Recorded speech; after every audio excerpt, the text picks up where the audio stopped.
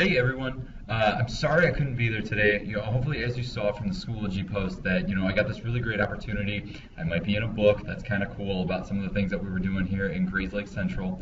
But for the most part, I want you guys to kind of continue going, and using technology, we can definitely do that. So what I want you guys to kind of do today is look at the other side. All right, demand. Right, think about demand. That deals directly with consumers.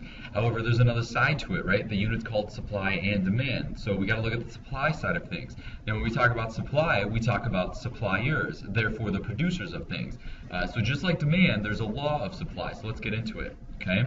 Another graph, right? Notice the supply curve here, right? It's completely different. It's the complete opposite of the demand curve.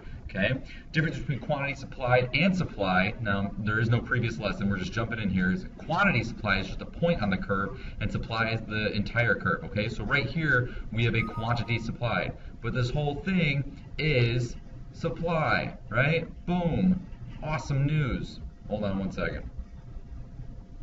Turning the email off. Okay. So what we can do here is that only one variable changes quantity supplied, and that is price, right? So we can see this. As price goes up, quantity supplied goes up. As price goes down, quantity supplied goes down, all right? So we're going to play with the graph like we just did, and we notice that price changes QS. Price does not change supply. It only changes the quantity, okay? Price only changes quantity. Boom. Boom. Okay, so in reality, supply is a whole bunch of quantity supplied points strung together, just like quantity demand and demand, right? We're going to go with that one. All right. So, anyways, yes, now we have a supply schedule, okay, and we can see a direct relationship. As price goes up, quantity supplied goes up, all right? Boom, there's a supply line. Okay, so the supply curve is upward sloping from left to right, where the demand curve is downward sloping. So in the short run, the positive slope of the supply curve is reflected in the law of diminishing marginal returns. Okay, we haven't really talked about that yet, so just kind of write diminishing marginal returns down, and we'll come back to it. Okay, I promise we're going to come back to it. It's a really cool concept. So again, we're going to skip this and yada yada yada. So basically, in business terms, what that means is that as output increases, it costs more to produce a good or service, and the only way you'll produce more is if you make more money, right? So as output increases, the price increases, okay? Quantity supplied is also known as output, okay? So what are the definitions? The quantity supplied, the amount that will be sold at a specific price, all right? And we can see that. For example, at a price of $5, the quantity supplied is 2 units, okay? $5, I will supply 2 units. Okay? At a price of $6, it's 4, so on and so on and so on. Now supply, what is supply? It's the schedule of quantities of goods or services that will be sold at various prices at a specific time, all other things held constant. Basically, supply is this line going on forever and ever and ever. Schedule, there's the schedule. Again, we see this with demand, and now we see it with supply. Okay? So the supply curve is then a schedule shown in graph form. All right? So the curve is the schedule in graph form or model, okay?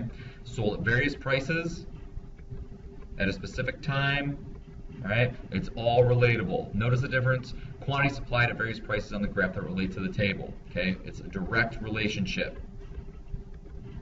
All other things held constant. Latin phrase, all other things held constant, ceteris paribus. We're not going to say that a lot, but my econ professor used to say it a lot, and I kind of like it. Ceteris paribus.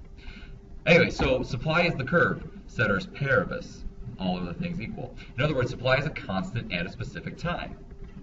However, just like in life, things continually change, and so does supply. Right? We call these things that change supply the determinants of supply. Okay? Now, just like demand, there were shifters of demand, those determinants of demand. There are determinants of supply. We're not going to get into them just yet. Okay? I just wanted to introduce you to the elements. All right? But spoiler alert, in order to do that, we're going to connect the two, all right?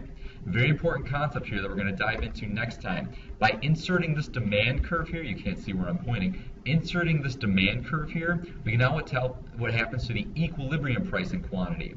What does that mean? Okay?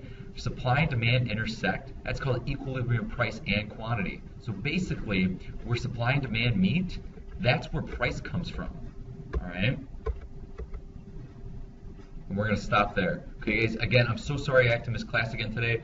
Very exciting opportunity for me, so hopefully this was informative. We're going to pull all of it together this week, and you guys will be, on your way to that economic professorship just like we talked about. All right, we'll see you guys in just roughly 24 hours. Please be nice to the sub, and then on to Tuesday. All right, take it easy.